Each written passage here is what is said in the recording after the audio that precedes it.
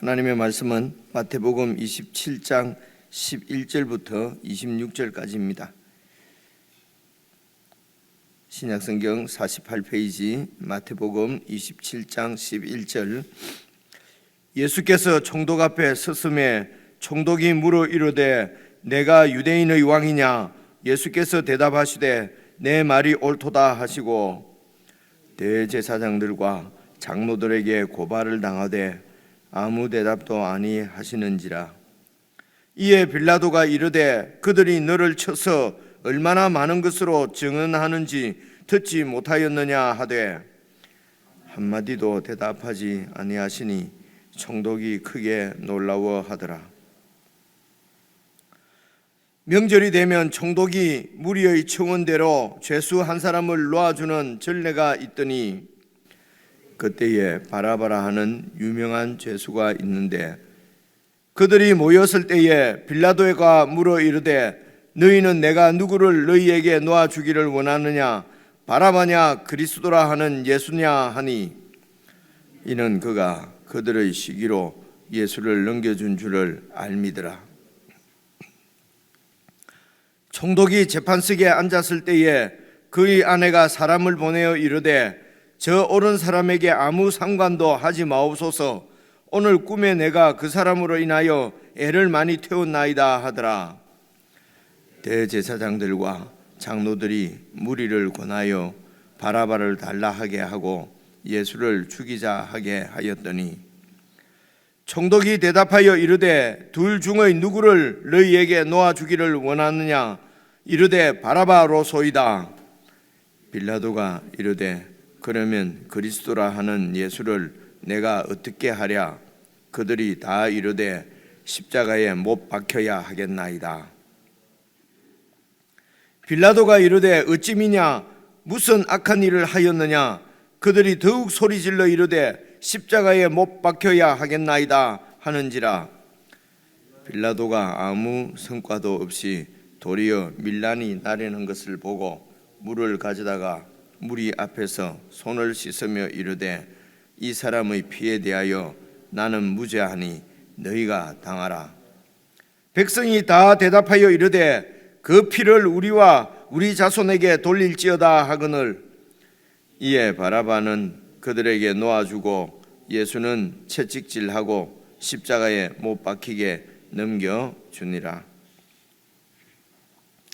우리 잘 아는 말씀인데 몇 군데만 설명드리고 또 마무리 하도록 하겠습니다. 1절을 보시면은 예수께서 총독 앞에 섰음에 이제 총독이 재판관이고 예수님은 이제 이 기소를 당해서 이제 죄수로 이렇게 총독 앞에 서게 된 것입니다. 그래서 총독이 이제 신문을 하는데 뭐 여러 가지로 신문을 했겠지요. 그런데 이제 오늘 기록되어 있는 말씀은 물어 이르되 네가 유대인의 왕이냐? 만약에 예수님이 유대인의 왕이면은 이제 이것은 반역죄입니다. 그렇죠. 로마의 식민지지 않습니까? 그래서 이 유대의 왕도 황제가 이렇게 임명을 하는 것입니다. 그런데 그 안에서 자신이 그냥 그 가운데서 왕이 나오면은 정치범이지요. 정치범이고 그리고 반역죄고 이렇게 하면은 이런 그 로마의 입장에서 봐서 이렇게 그 로마의 질서 가운데 로마의 통치 가운데 질서가 유지되지 않고 그냥 이렇게 그 뭐 식민지 가운데서 이런 통치자가 나와서 그러면 밀란이 일어나는 거죠. 로마로 봐서는 제일 큰 죄가 이런 반역죄거든요. 그래서 이런 반역죄를 다스리는 그 이 사형 방법이 이제 이 십자가형이었다고 그럽니다. 그래서 이제 신문을 합니다. 유대인의 왕이냐? 그러면은 이제 무죄가 되려고 하면은 적극적으로 변호를 해야 되죠. 나는 유대인의 왕이 아니다. 나는 유대인의 왕이라고 한 적이 없다. 이제 뭐 이렇게 그죠. 그리고 또 증거를 봐라. 뭐 내가 무슨 왕이면은 내 추종 세력도 있어야 되고 또 무력으로 뭐 이렇게 이런 반역을 일으키는 어떤 그런 이런 조짐들 뭐 그런 증거들이 있어야 되는데 아무것도 없지 않느냐. 뭐 저들이 나를 그러니까 거짓으로 기소한 것이다. 뭐 이런 식으로 이렇게 이제 변명을 하고 변호를 하는 것이 이 인지상정이죠. 모든 사람이 다 그렇게 하죠. 그렇죠? 그런데 이제 예수께서 대답하시되 네 말이 옳도다. 이제 원문에는 네가 말하였도다 이렇게 돼 있는데 여기서는 이제 조금 의역을 했어요. 네가 맞게 말했다. 내가 유대인의 왕이라는 뜻이지요.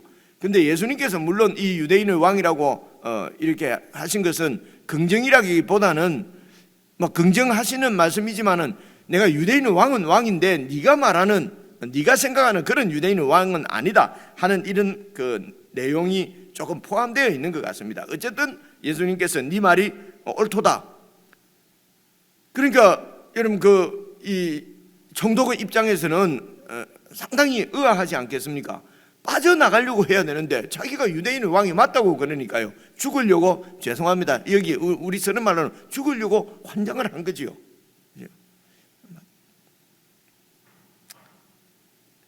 빌라도가 볼 입장에서는 그렇다는 겁니다. 그래서 뭐라고 얘기합니까? 12절 대제사장들과 장로들에게 고발을 당하되 아무 대답도 아니하시는지라. 그러니까 이제 대제사장들과 장로들이 막 이렇게 해서 이 사람은 정치범이다, 이 반역자다, 로마에 두어서는 통치하에 두어서는 되지 않는다. 그런데 거기에 대해서 또 변호를 안 하시는 거예요. 거기에 대해서는 아무런 대답도 안 하시는 것입니다.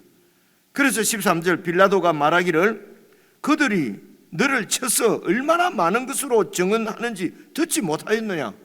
왜 아무런 변호를 하지 않느냐? 이대로 죽고 싶으냐? 뭐 이런 말이지요. 14절 보십시오. 한마디도 대답하지 아니하시니 총독이 크게 놀라워하더라. 총독이 이렇게 놀라는 것입니다. 세상 사람들하고 자기하고 완전히 다른 정말 이런 사람들을 보통 세상에서는 그냥 말하기를 미쳤다 그러고요, 돌았다 그러고요, 정말 이해할 수 없는 인간이라고 그러고 자기들과 똑같이 그렇게 하지 않으면은 아주 이상한 사람 취급하고 소위 왕따 시키고 하는 게 세상 아닙니까? 그죠? 이런 왕따가 무서워서 그냥 다른 사람들 하는 대로 그냥 이렇게 살아버리는 것이 세상이거든요. 이런 세상 가운데서 자기 백성을 구원하시기 위해서는 하나님의 아들이 사람들에게 유린당하고 모욕당하고 십자가에 죽는 지금 우리는 늘 십자가 하니까 막 그냥 예수님이 막 그렇게 돌아가신다 하지만은 보통 사람들은 믿을 수가 없지요. 하나님의 아들이 어떻게 죽냐는 것입니다. 그것도 이런 극악무도한 이런 죄인들의 손에 죽느냐? 이건 있을 수 없는 일이거든요. 그런데 하나님의 아들이 죽으신 것은 이런 세상으로부터 우리를 구원하시기 위함입니다. 그렇게 해서 당신과 연합시켜서 하늘 백성으로 삼으시는 거 아닙니까? 그죠? 그러면 분명하지요. 그리스도인들이 믿는 사람들이 어떻게 살아야 되는가? 조금 착하게 살고 조금 이렇게 다른 사람보다 조금 선하게 살고 이런 거 위해서 그렇게 하려면 철학 선생이나 이런 도덕 선생으로도 충분히 가능하지요. 근데 하나님의 아들이 죽으셨다고 하는 것은 바로 이런 세상하고는 완전히 다른 이것을 거룩이라고 얘기합니다. 구별된 삶이라고 하는 거죠. 이 삶을 위해서 당신이 이 땅에 오셔서 십자가에 죽으시고 이 땅에 오셔서 그런 나라를 세우시고 이제 그 나라를 함께 살아가자고 우리를 부르시는 것입니다. 이것이 바로 그분이 이 땅에 오신 이유지요.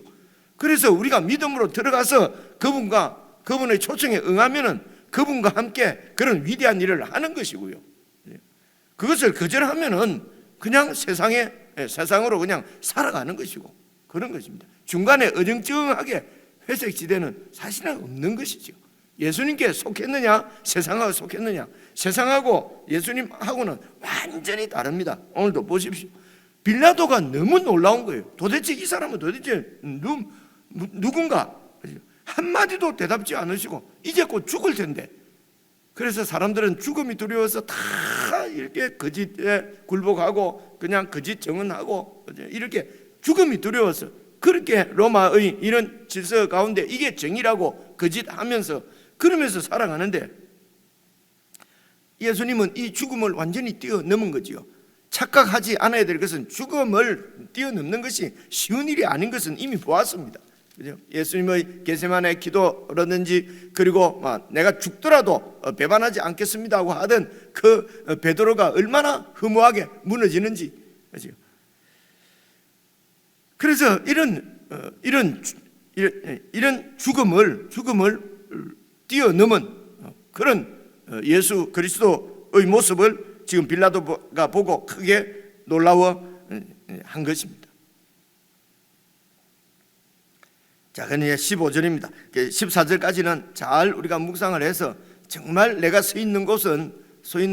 내가 있는 곳이 예수님 아닌지, 아니면 여전히 세상 이런 죽음과 사망이 이렇게 통치하는, 죄와 사망이 통치하는 이런 세상 가운데 있는지, 아니하면은 나를 이 세상을 구원하기 위해서 세상을 위해서 내 몸을 내어 주시는 예수 그리스도의 사랑 안에 거할 것인지 하는 것은 이제 여러분 잘 이렇게 묵상을 하시면 좋겠고요. 15절입니다. 명절이 되면 총독이 무리의 청원대로 죄수 한 사람을 놓아주는 전례가 있더니 특별 사면이 있다는 것입니다. 이게 지금 이제 여러분 이 유월절이 사실은 지금 우리는 좀 광복절이거든요. 지금도 보면은 광복절 특사 뭐 이런 얘기 있지 않습니까, 그죠? 그러니까 그때도 유월절 특사가 있었는 모양이에요.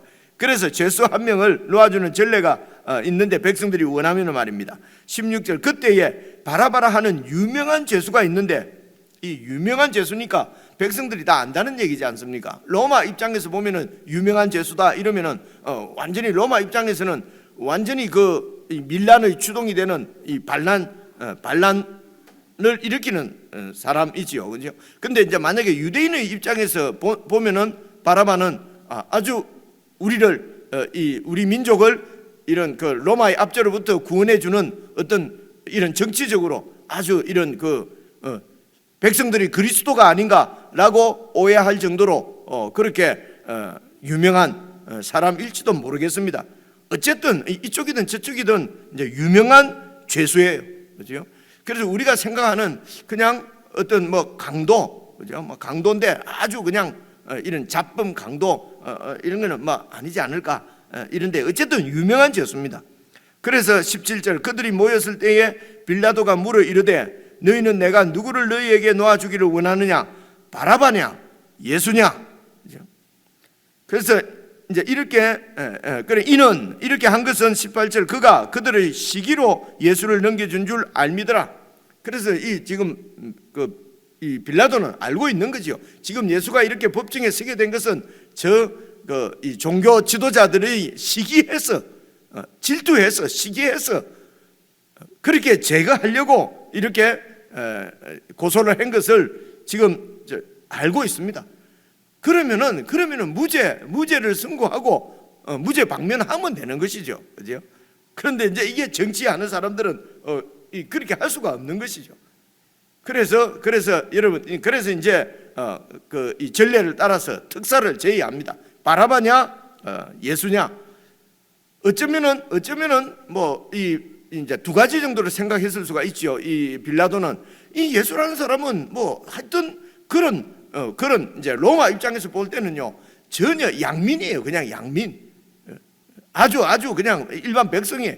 그런데 이 지금 바라바는 아주 유명한 죄수니까 그래서 이제 이 바라바는 죽게 두고 그러면은 예수를 살려달라고 한다든지, 근데 이렇게 할 거라고는 아마 빌라도도 생각지 않았을 것입니다, 그죠?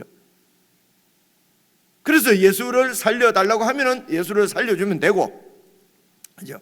그런데 그렇지 않고 이 백성들이 예수는 죽이고 바라바를 살려달라 그러면은 예수가 죽는 죽음에 대한 책임은 자기는 없는 거지요.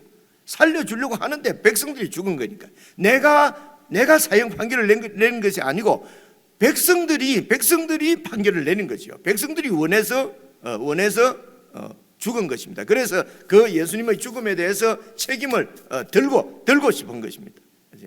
이런 복잡합니다. 이 마음도, 그죠? 이렇게 하는 것이 이 정치적인 이득을 가지고, 그러니까 대제사장이나 이런 백성들의 장로들도 이게 어떻게 자기들에게 유익할 것인가, 이걸 가지고 얼마나 많이 이렇게 회의를 하고 의논을 하고 그렇게 하지 않습니까? 또 이 빌라도도 얼마나 머리가 복잡하겠습니까? 그냥 법대로 이것이 법에 정말 사형이냐 아니냐 뭐 이렇게 해서 하면은 어쩌면 간단할 수도 있는데, 그것을 내 정치적인 이득까지도 다 이렇게 생각을 해서 판결을 하려고 하니까 얼마나 머리가 이제 복잡하지 않겠습니까? 그리고 또 19절을 보십시오. 보시면요, 총독이 재판석에 앉아서 지금 이렇게 이제 재판을 하고 있는데 그 아내가 사람을 보내어서 말하기를, 부인이 아내가 사람을 보냈어요. 저 옳은 사람에게 아무런 상관도 하지 마십시오. 저 옳은 사람에게 이렇게 당신이 이렇게 막 무죄 판결을 내리고 아니 이렇게 그 십자가형을 내리고 사형을 내리고 이렇게 하지 마십시오. 오늘 내가 꿈에 그 사람으로 인해서 애를 너무 많이 태웠습니다. 그분은 건드리지 마십시오. 이게 참, 이 아내까지도, 근데 꿈에, 지금 시대가 아니고 지금도 마찬가지지만 2000년 전이면은 여러분 로마 이런 애는 신이 얼마나 많습니까? 로마 신화 같은 거 들어보셨죠, 그죠? 이제 그렇게 인간들이 이제 약한데 말입니다. 그런데 꿈에 와이프가 꿈에 뭐 이렇게 막 이 사람이 나타나서 그렇게 힘이 들었다 그러고, 그래서 이 사람은 아무런 죄가 없는 거 알지 않습니까? 그 사람 죽음에 전혀 관여하지 마십시오. 이제 이런 얘기도 듣고 말입니다. 20절입니다. 대제사장과 장로들이 무리를 권하여 이제 술을 치는 거지요. 그 앞에 와 있는 사람들을 막 사주해서, 이게 사주입니다. 사주, 뭐 요즘도 사주, 정치판에서 사주 얘기를 제일 많이 듣지 않습니까? 그러니까 이때도 지금 정치적으로 사주하는 거죠. 이런 백성의 장로들 그리고 대제사장들이 막 무리를 권해서 바라바를 살려달라고 해라, 이렇게 했습니다. 예수는 죽이자고 해라.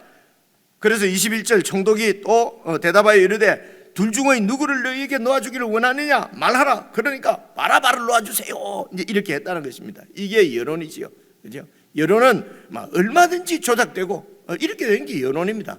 여러분, 하나님의 말씀 외에 모든 것은요 다 조작이 얼마든지 가능합니다, 그죠? 그래서 우리가 이런 조작이냐 아니냐 하는 것은 예수 그리스도 그분의 말씀에 의해서 잘 판단하지 않으면은 여러분 조작된 여론에 그냥 넘어갑니다. 그래서 바라바를 달라 하게 하고 이제 바라바로 소이다. 22절 빌라도가 이르되 그러면 그리스도라는 예수는 내가 어떻게 하면 좋겠냐?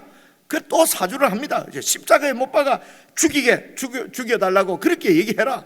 그렇게 해서 백성들이 전부 다 십자가에 못 박게 하겠나이다. 그러니까 이 십자가형은 가장 로마 입장에서는 가장 극악무도한 죄인을 처형하는 방법이 십자가인데, 그래서 23절입니다. 빌라도가 이르되 어찌미냐? 도대체 왜 이러느냐? 이 사람이 무슨 악한 일을 해서 십자가에 죽이라고 하느냐? 그냥 매를 쳐서 좀 보내면 안 되겠냐? 그죠? 뭐 이런 여러 가지 다른 복음서를 보면 그런 말씀도 있습니다. 근데 그들이 더욱 소리 질러서 이르되 십자가에 못 박게 하겠나이다. 여러분, 왜 이 대제사장들과 백성의 장로들이 예수님을 그렇게 십자가에 못 박으라고 하시는 줄 압니까? 십자가에 못 박혀 죽여야, 그러면 이 사회적으로는 이 로마의 질서를 어지럽힌, 그래서 이런 순진한 백성들을 막 소동을 일으키는, 그렇게 해서 소동을 일으킨 그런 사회적 정치적인 죄수로 죽는 것이고요. 그리고 종교적으로 자기들이 믿는 종교적으로도 신명기에 있는 말씀에 의해서 나무에 달려서 십자가에 달려 죽으면은요 하나님이 저주한 사람이에요. 하나님도 버린, 아주 이렇게 해야 백성들과 이 대제사장들과 백성의 장로들이 자기들이 정통성이 서는 거예요.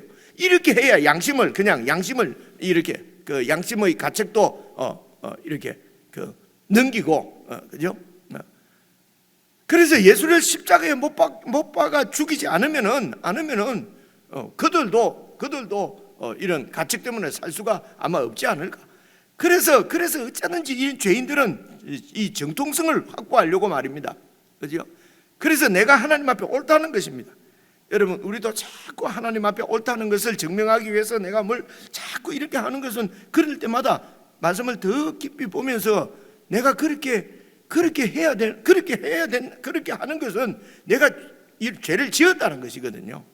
정말 무죄한 자는 예수님 보십시오. 그렇게 고소를 당하고 이렇게 그 증거를 가지고 쳐도 거기에 대해서 그것이 거짓 증거인 줄 뻔히 아시면서도 대답지 않지 않습니까? 왜냐하면 그들은 속성을 아니까요. 그리고 당신이 가야 될 길이 어딘지를 아시니까요. 그리고 다시 살려주실, 부활시키실 하나님을 믿으니, 아버지를 믿으니까요. 그래서 이제 이 길을 가는데, 이 대제사장들과 백성의 장로들은 자기들의 정통성 때문에, 그 정통성을 세우기 위해서 그렇게 해서 십자가에 못 박혀 죽어야 되겠다는 것입니다. 그래서 백성들을 선동한 것입니다. 24절입니다. 빌라도가 아무 성과도 없이 도리어 밀란만 나려는 것을 보고, 밀란이 일어나면은 이렇게 이런 총독의 정치적인 생명은 끝나는 것입니다. 밀란이 생기면은 이제는 뭐 이 출세길이 막히는 거죠.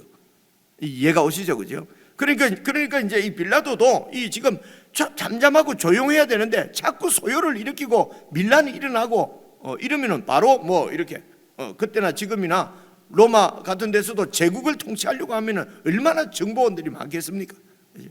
그렇게 해서 어떻게 하든지 잠잠하게 잘 넘어가면은 정치적으로 아주 수완이 좋은, 정치적으로 유능한 이제 그런 사람으로 인정을 받게 되겠지요. 이제 세상이 이렇습니다.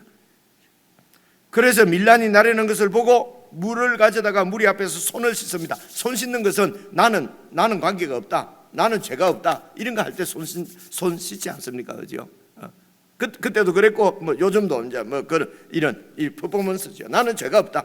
그리고 너희들이 나는 무죄하니 너희가 당하라. 그러니까 25절, 백성이 다 대답하여 이르되 그 피를 우리와 우리 자손에게 돌리시오. 예수를 죽이시오. 십자가에 죽이시오. 이에 바라바는 그들에게 놓아주고 예수는 채찍질하고 십자가에 못 박히게 넘겨주느라.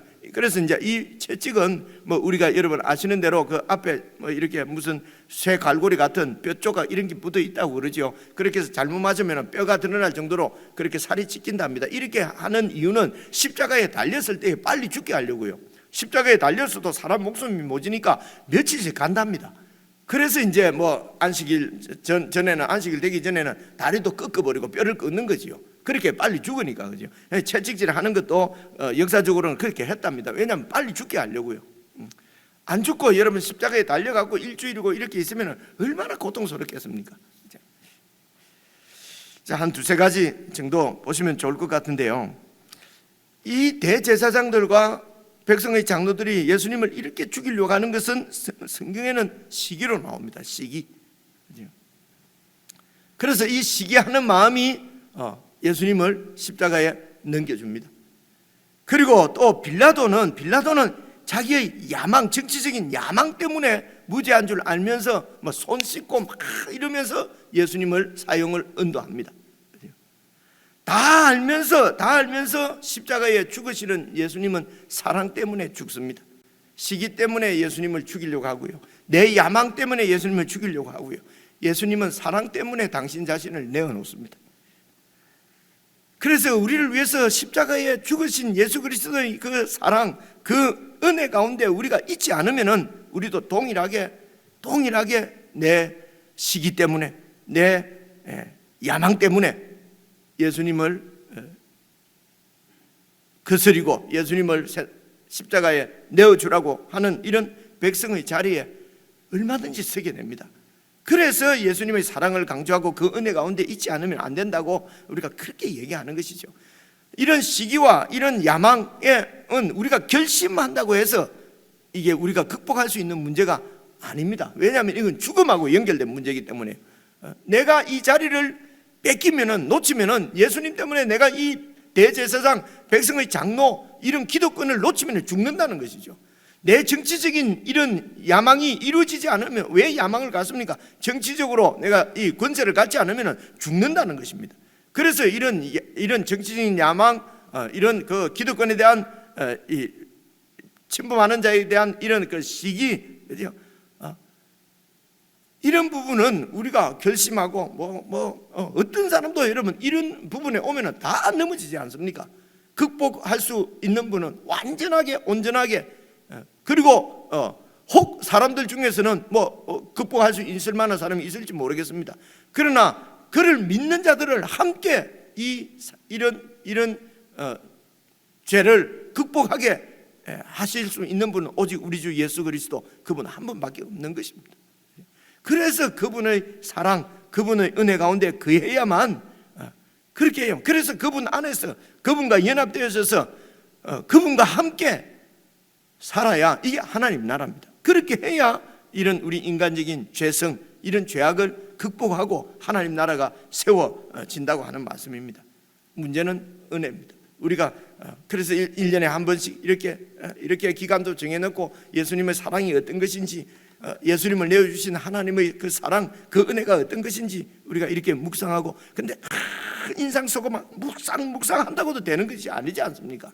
겸손하게 정말 성령님, 하나님의 은혜를 구하면서 성령께서 내 마음을 만져주시고 겸손하게 주님께서 우리에게 주신 말씀을 이렇게 묵상하고, 그럴 때 성령께서 말씀을 통해서 우리 가운데 역사를 하시는 것이죠. 전혀 흔들릴 수 없는 이런 하나님의 은혜를 붙잡고 그 은혜 가운데 살도록 하나님이 우리를 만들어 가시는 것입니다. 그렇게 변화시키는 것입니다. 그리고 어느 사건들이 나타났을 때에, 사건을 우리가 당했을 때에 이 세상편에 서지 않고 그 십자가의 길을 우리가 믿음으로 선택하게 될 때, 그때 우리는 하나님께 찬양을 드리게 되는 것이죠. 이것이 바로 내 유능함이나 내 무슨 결단이나 이렇게 된 것이 아닌 줄 우리가 아는 거지요. 하나님의 은혜가 나를 이렇게 변화시키는구나, 하나님의 은혜가 나를 이렇게 양육하셨구나 깨달아질 때 더 큰 헌신, 더 큰 십자가의 길을 우리는 걸어가게 되는 것이죠.